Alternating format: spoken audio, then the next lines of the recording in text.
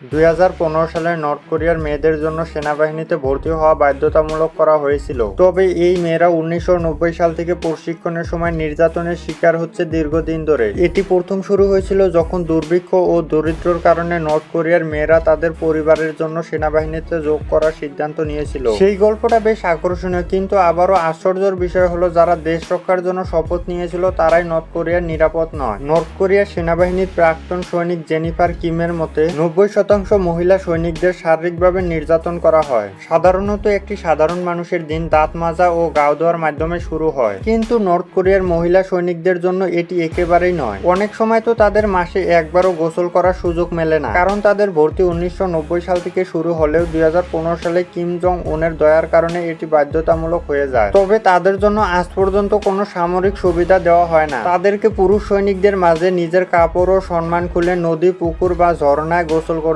হয়। কিন্তু গোসলের কথা বাদ দিন, অনেক জায়গায় তাদের টয়লেট পর্যন্তও থাকে না, যার কারণে তাদের পুরুষদের সামনেই নিজেদেরকে হালকা করতে হয়। এটা করতে গিয়ে তারা শুধু লজ্জায় পায় না, বরং নিজেদেরকে অত্যন্ত দুর্বল মনে করে। কিন্তু তাদের কিছু করার থাকে না। যেখানে গোসলের ব্যবস্থা রয়েছে সেখানের পরিস্থিতি আরো খারাপ। এক জায়গায় সকল মহিলা সৈনিকদের পাইপ থেকে নদী বা পুকুরের পানি দেওয়া হয়। সেই পানি গরম না হলেও কোনো নিরাপত্তা নেই, কারণ সরাসরি নদীর সঙ্গে যুক্ত পাইপ দিয়ে পানির সঙ্গে সাপ, ব্যাঙ ও অন্যান্য প্রাণী আসে। অর্থাৎ শুধুমাত্র গোসল করার জন্যই নর্থ কোরিয়ার মহিলাদের মৃত্যুর সঙ্গে লড়াই করতে হয়। যদি আপনি ভাবছেন এইটুকুই সমস্যা, তাহলে আপনার ধারণা সম্পূর্ণই ভুল, কারণ সবেমাত্র শুরু হতে চলেছে। এই মহিলা সৈনিকদের টয়লেটের মাঝে গোসল করতে হয়, আর সেখানে একটি ঘরে 30 জন মেয়ে একসাথে থাকে, এবং সেখানে তাদের নিজেদের জন্য ধানের কুড়ো দিয়ে ভরা একটি বিছানা থাকে, এবং সাথে থাকে ছোট্ট একটি আলমারি যেখানে তাদের জিনিসপত্র রাখা হয়। যখন মহিলা সৈনিকরা সারাদিন কাজ করে এসে এই বিছানায় ঘুমায়, তখন ধানের কুড়ো দিয়ে তৈরি এই বিছানায় সমস্ত ঘাম শোষণ করে নেয়, যার ফলে তাদের বিছানা দিয়ে অত্যন্ত দুর্গন্ধ ছড়ায়। কিন্তু তবুও মেয়েদের অন্য কোনো বিছানা দেওয়া হয় না,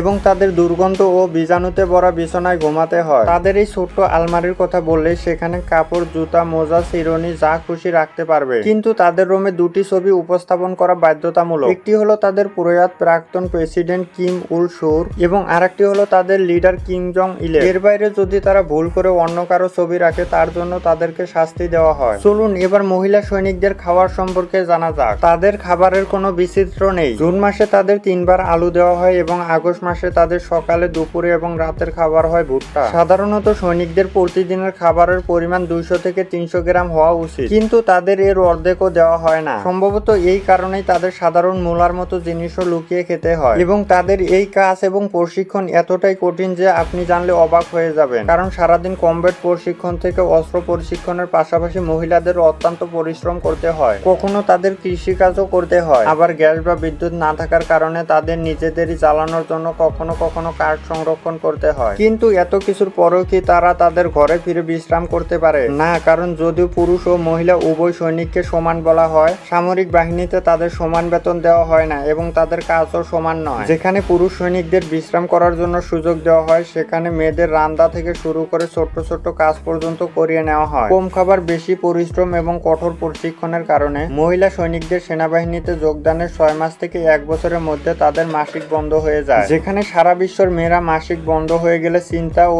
দুঃখিত হয়, সেখানে নর্থ কোরিয়ার মহিলা সৈনিকরা খুশি হয়। তাদের মতে তাদের জীবনের ইতিমধ্যে প্রচুর সমস্যাপূর্ণ, এবং মাসিক আসা সত্ত্বেও তাদের কোনো সুবিধা দেওয়া হয় না। সুবিধা তো দূরের কথা, সেখান থেকে পালিয়ে আসা প্রাক্তন মহিলা সৈনিকদের থেকে জানা গেছে যে তাদের স্যানিটারি প্যাড দেওয়ার পরিবর্তে তাদেরকে কাপড়ের টুকরা ব্যবহার করার জন্য বলা হয়। কিন্তু এই কাপড়গুলি ব্যবহার করার পরে সেগুলো পুরুষ সৈনিকদের সামনে ধুয়ে শুকাতে পারে না, তাই রাতের অর্ধেক সময় উঠে এই কাপড়গুলি ধুয়ে শুকাতে হয়। তো আজ এই পর্যন্তই, পরবর্তী ভিডিওতে আবার দেখা হবে।